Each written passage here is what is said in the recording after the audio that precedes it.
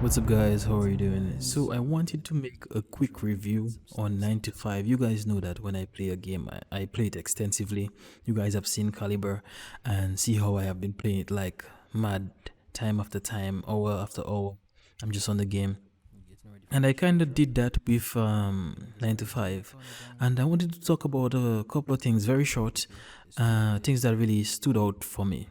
And if you don't want 9 to 5B, 9 to 5 is actually a game that is a tactical shooter. That's what they're saying it is. A tactical shooter, free. And the game works in a kind of shift system. So let's say you capture an objective, and in the next phase, so they work by phases. In the next phase, you're actually with an advantage, so you already know where the supply is and whatnot, and you can defend it better or what. It's so weird, but it's actually very interesting mood. And I like the system. I like the system. So you're basically always advanced. As long as you win that round, you're advanced.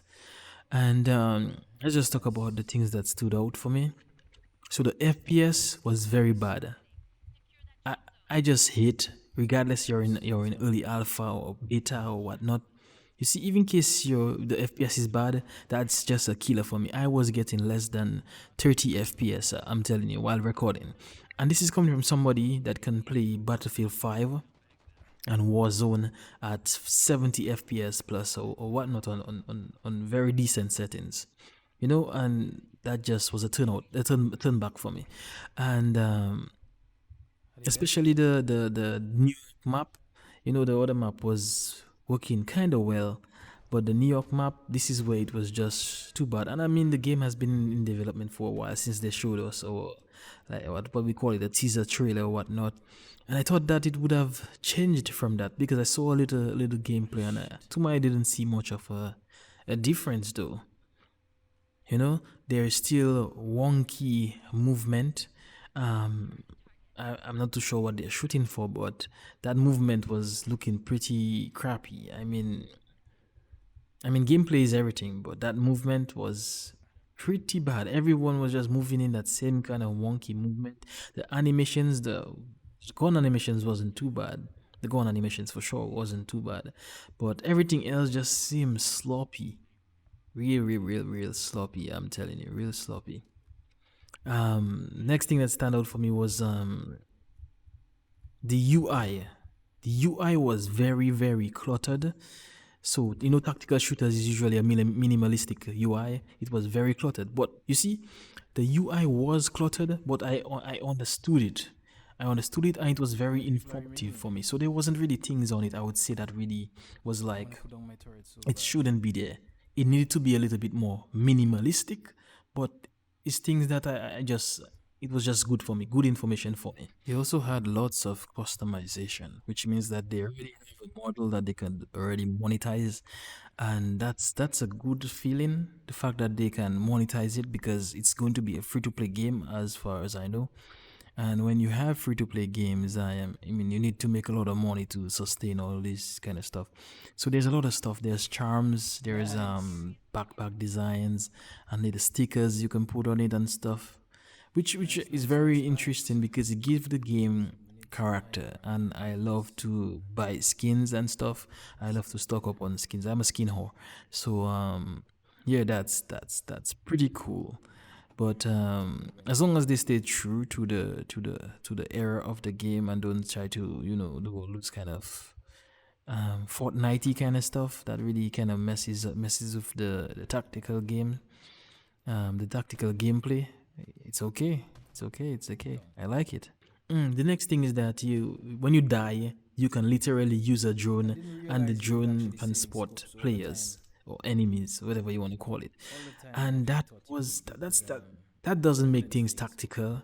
I mean, it just doesn't make sense to be able to add a feature whereby you can be dead and be spotting players. I mean, let's say you're downed, yeah, you can throw out the drone and spot players, but the fact that you are dead,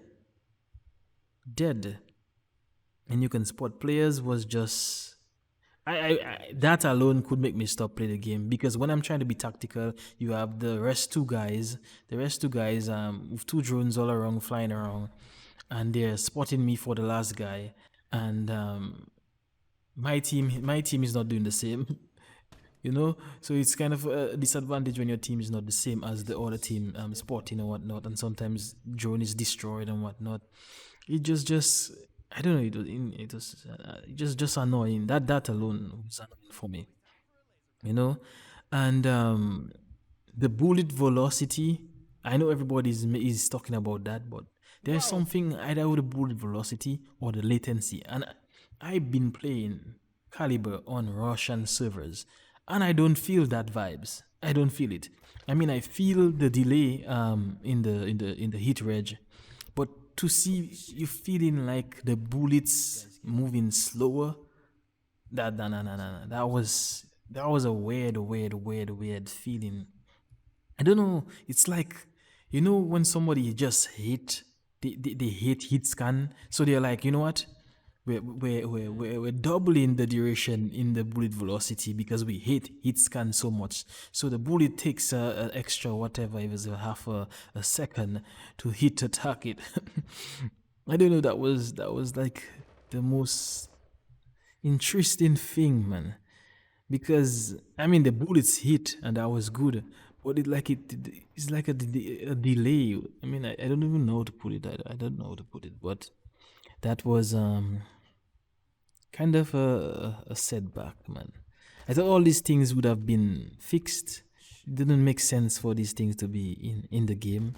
But one thing I realized is that the game has a lot of potential, It has a lot of potential. That mode is actually pretty cool.